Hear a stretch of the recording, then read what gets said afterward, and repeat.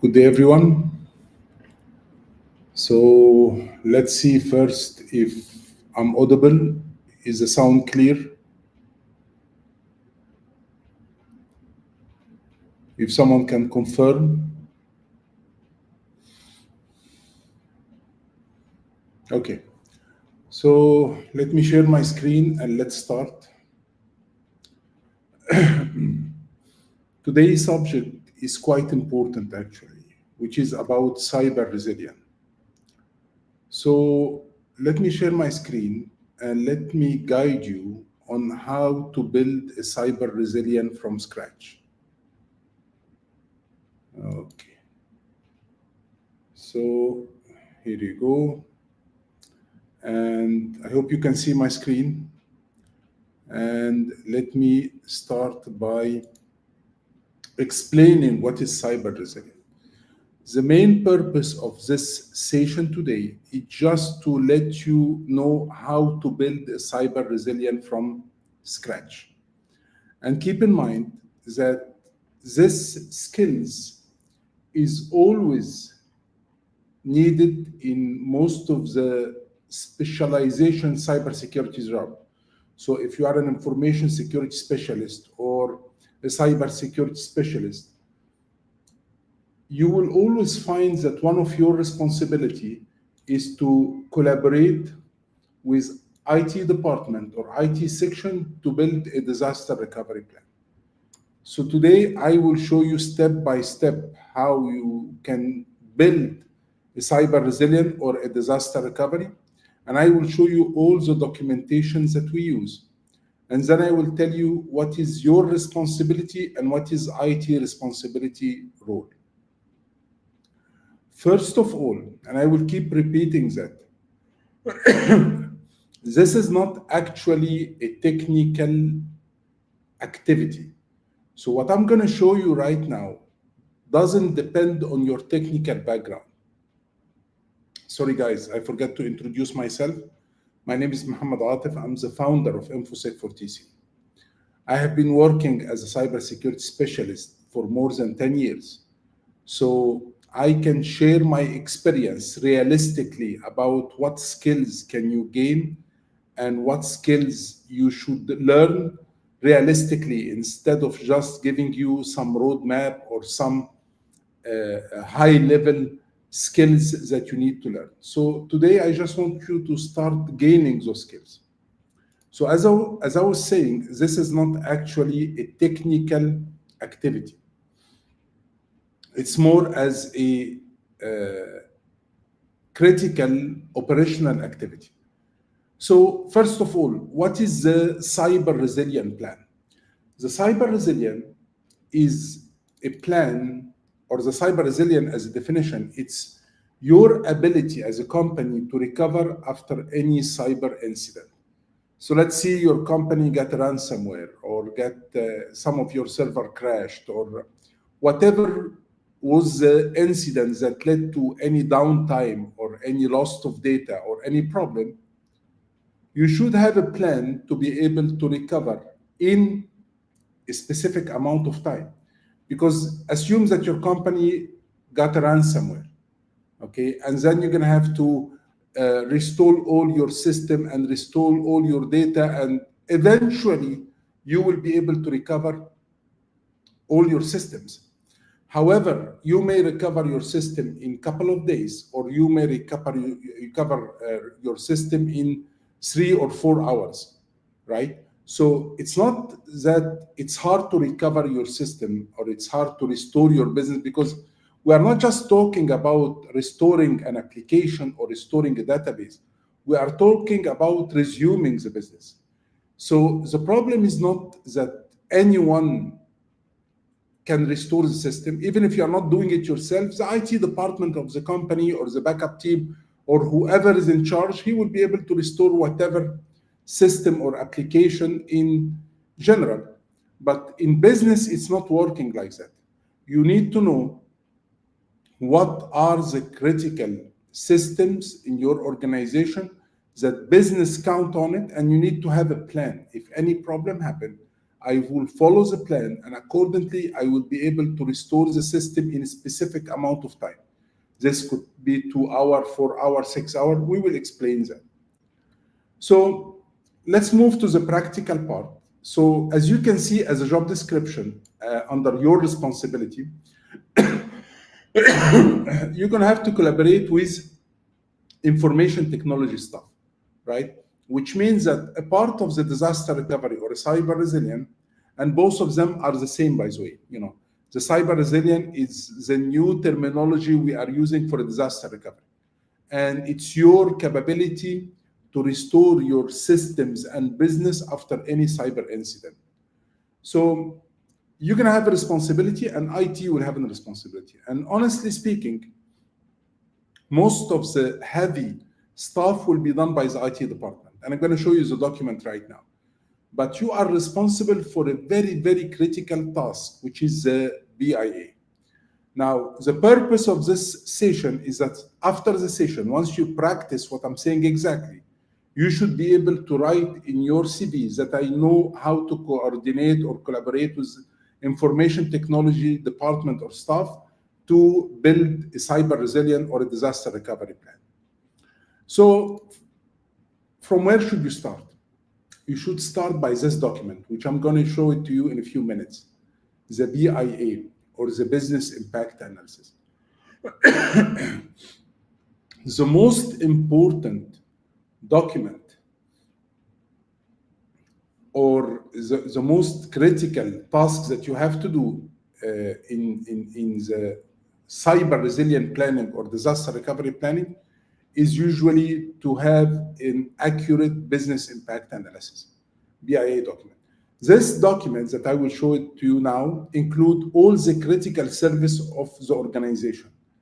What is the dependency? What is the backup strategy for those services? Who is responsible for it? The vendor detail, if this is a third-party kind of services, the RTO, the MTD, the RPO. I'm going to explain all those definitions. But this is the core of the cyber resilient or of the disaster recovery plan. Let me show you how the document looks like, and let me give you a few examples so you will understand more about how it should be filled. So let me go to the toolkit. And inside the toolkit, I will go to the disaster recovery, business continuity, and I will open from here the business continuity, the business impact analysis template. As I mentioned, this is the most critical document that you need to be aware of. It's not hard to understand. I kept actually a few examples just to let you know about it, but it's not actually hard to understand.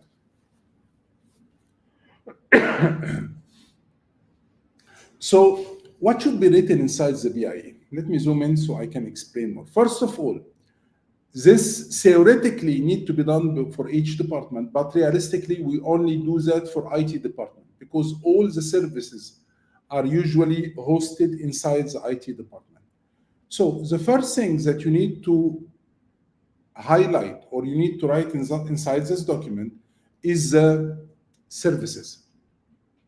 So let's take an example. What kind of services the IT department provide for the organization and for the external customer? Let's take the email, for example. Definitely this company has an email services, and this email is used for internal communication and external communication. Now, the point is, how critical is this email for the services? If the email is down for a while, this will affect the business or not? Think about it. If you are working somewhere and the email is not working, maybe for 2 hours is fine. Maybe 3 hours, we can manage. Not be able to send to anyone an email or receive an email is fine. But what if the email is down for 2 days? This will affect the business or not? If it has an impact, you have to write it down here. Let's take, for example, the company website. How critical is the company website for our business? If we are a normal company and the website is only showing our contact information and what service we are doing, it's critical. But if it went down, I can afford to have it down for 2 days. because there isn't any transaction on the website, or some company maybe less, or some company maybe more. But what if I'm doing business on the website? It's an e-commerce website where people purchase product, purchase services. Then this is the critical business services that IT provide. So it should be written here. What about the Active Directory? If your Active Directory is not working, no one will be able to log into the company network, and people will be sitting idle. So this is how you are writing down all the services that is needed for the business. You put all the information regarding to the services, and you try to understand how critical this service is to the business. This is the core columns that you need to be there. That need to be there. Write down the service. Usually, any IT department should have a list of all the critical services inside their asset inventory. But if not, you have to sit with the department and see how many servers they have, what kind of applications they have on it. This application is used for what? Maybe they do have an application, but you are not aware of. They have a finance system.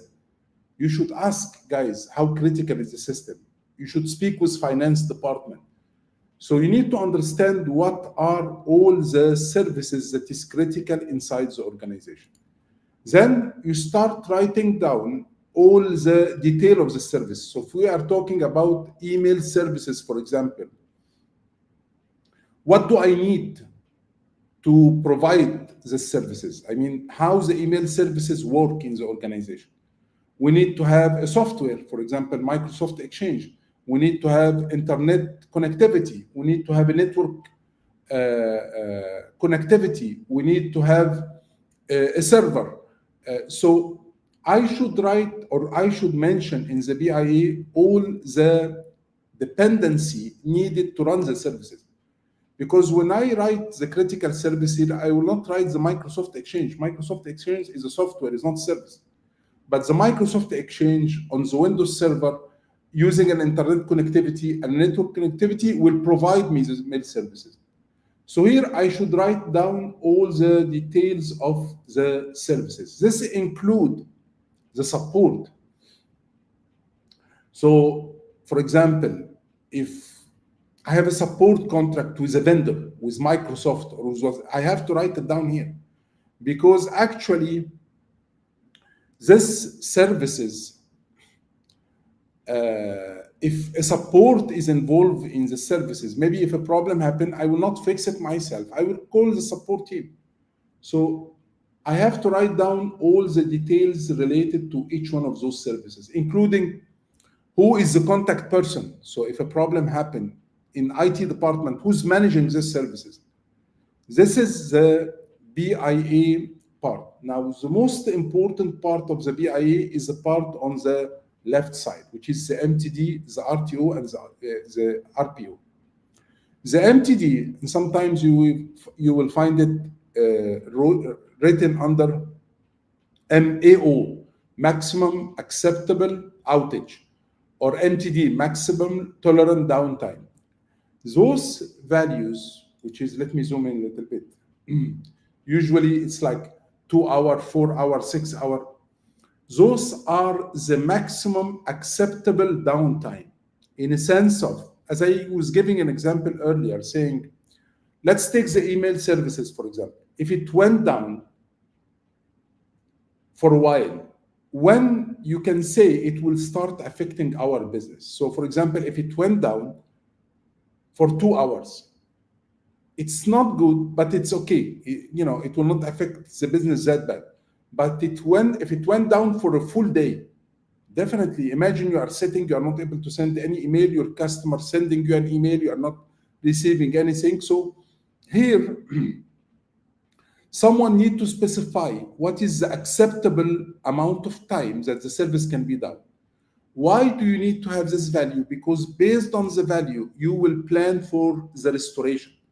So if the value here was 2 hours, you're going to plan to be able to restore the email services in 2 hours, or the Active Directory, or the website, or the portal, whatever was the services.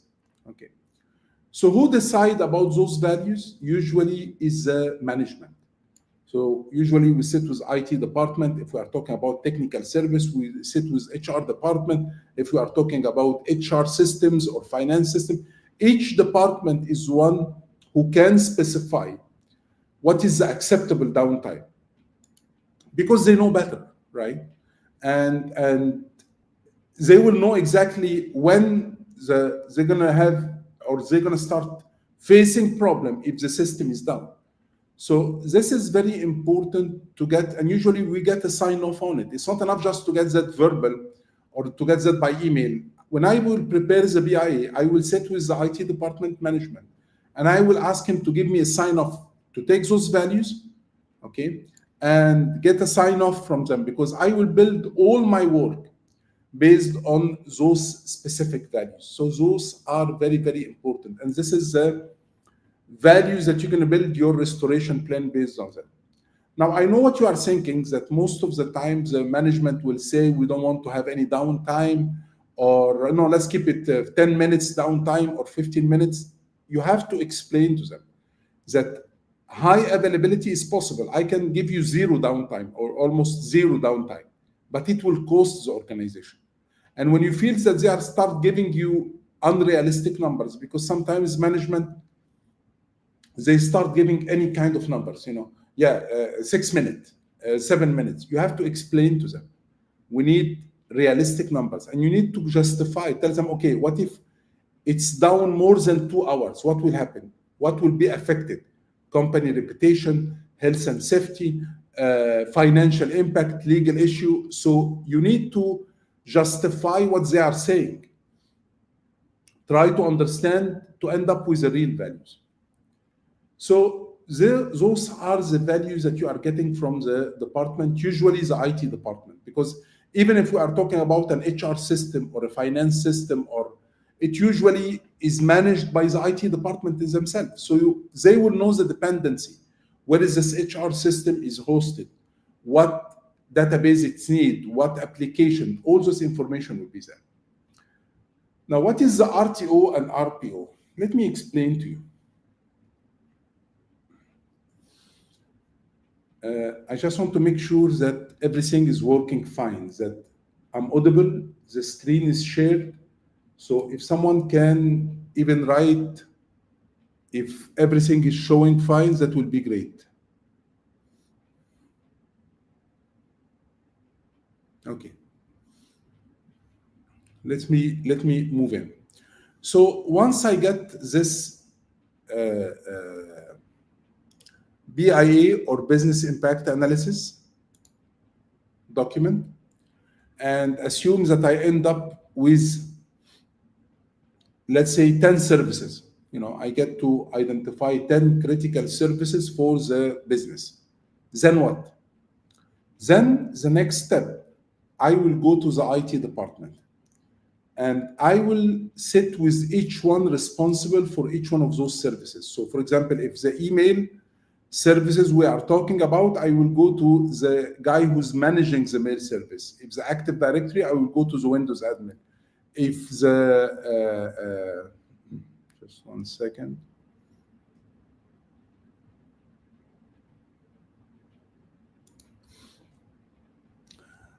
If the guy who's managing the website or the CRM, whoever is managing a service, I will sit with him and I will tell him, listen, I need you to create a step-by-step plan on how to restore the systems.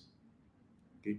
So the next step after doing the BIA is completely done by you, and you have to be very accurate, take your time, try to understand each piece of the information, don't rush, because this is the main document.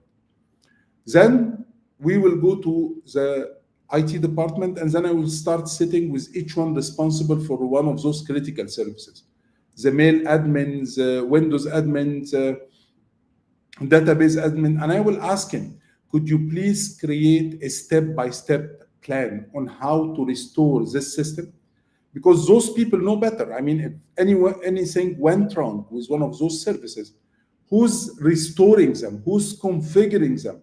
Who's installing the application from beginning and connect to the database? It's usually the admin. So you're going to sit with each system admin and ask him to create a step-by-step plan. The plan should be very, very detailed with screenshots, which with all the steps as details as possible. And who should create this plan? Each Windows need to create a plan like that. Okay.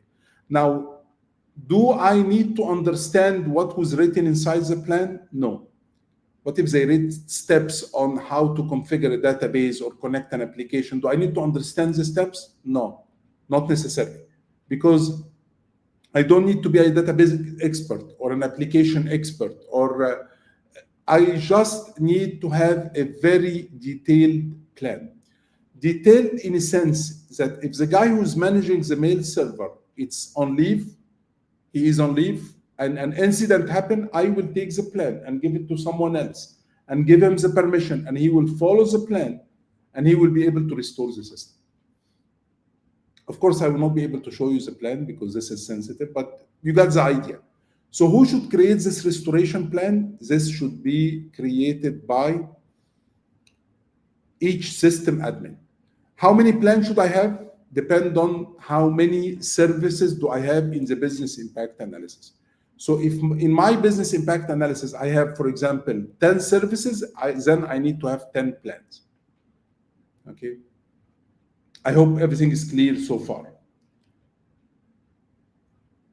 That's it. Are we done? Do we have a business impact analysis, and then we have a restoration plan? And do we have, I mean, is everything's fine now? Do I have a cyber resilient plan by doing that, or a restoration plan? Of course not. Because the problem is, let me go back 1 second to the plan. How do you know that the plan that the admin who created, the mail admin or the network admin or whoever created the plan, how do you know that this plan is accurate? Maybe tomorrow an incident happened, and then you start using the plan, or you ask the IT department to use the plan to restore, and the plan is messed up. Or maybe the steps are not correct, or maybe they wrote some kind of steps that is not realistic. So what do we need to know, or I'm sorry, what do we need to do after doing the plan? And the plan, one more time, is done by IT departments. They need to provide it to you. We need to test the plan. So let's say that my BIA got 10 services. I went to the IT department and told them, guys, please prepare 10 plan to restore each one of those services. The plan should be detailed as much as possible, include screenshots, include steps, and keep in mind that we will test the plan. I will not take this for granted, but I will take the plan and test it.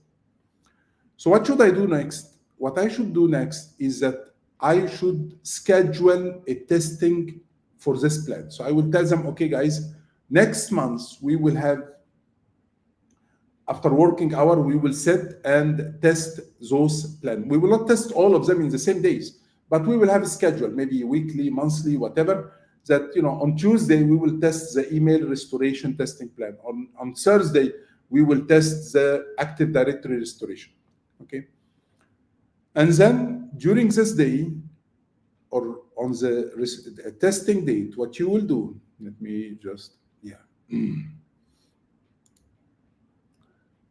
you will go there to the IT department, or you can connect remotely, and you have to document the testing results. So you will have a test like that, test report like that, where you should write down the services that you are testing, the location, is it remotely or physical, people, because you will not be able to do the restoration. You are just monitoring, you are just making sure that the plan they provide you is realistic. So you have a copy of the plans, they have a copy, and you just prepare this restoration testing document. So you put the name of the services, the locations, the date of the testing, all the details, who attended the testing, maybe, you know, whoever attended the test, and then you tell them, okay, guys, let's start the testing. Who will do the testing? They will prepare maybe a virtual machine, a testing server, and they will prepare it. You will hold a copy of the plan that they created, and they have their own copy.